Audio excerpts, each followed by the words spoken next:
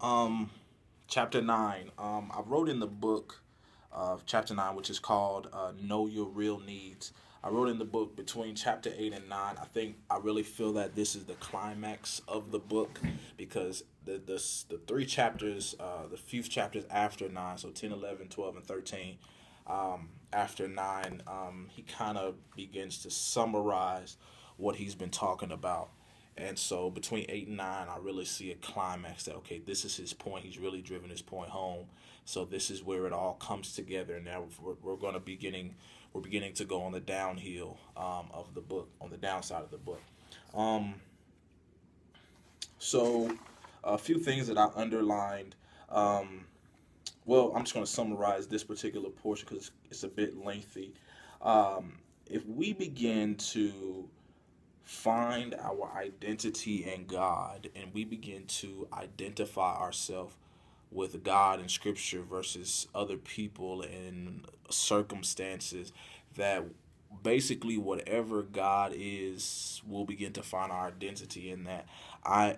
For example, he says, I'm a father because God is a father. I'm not a father because uh, I'm t- I, my because the world says so. I'm not a father because of this. He says I'm a worker because God is the original worker. I'm not a worker because I want to achieve six figures. I'm not a worker because I want to make a good life for my family. I'm not a worker because I want to climb the corporate ladder. I'm a worker because God is a worker. It's just what I do. It's just who I am, and we should begin to take privilege in the things that we take part in our lives, because there are a lot of things in our lives that kind of mimic the character of God. For example, I'm a man. I am God. God is, even though he's neither male nor female, he is referred to in masculine terms, and so that kind of gives me a picture on on how my life should look. Even though Jesus Christ, he came in, he was man in the flesh, and so as I look at his life, it gives me insight on, okay, how I should act as a man. I'm a man because Christ is a man. I am a husband because Christ is a husband. He's married to the church, and so how he interacts with the church gives me insight on what I should do. I am a worker because God is a worker.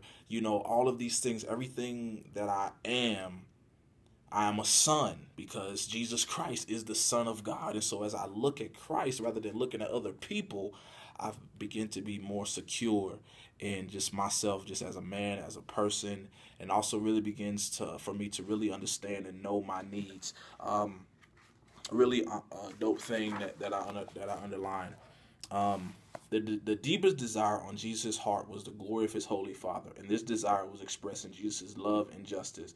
This is the one to fix your eyes on as you seek to be an image bearer of the Most High. As we begin to understand our needs, we look to Jesus and we begin to mimic almost every part of his life and really apply it to our lives. And I'm going to close with this. People are most similar to God when he is the object of their affection.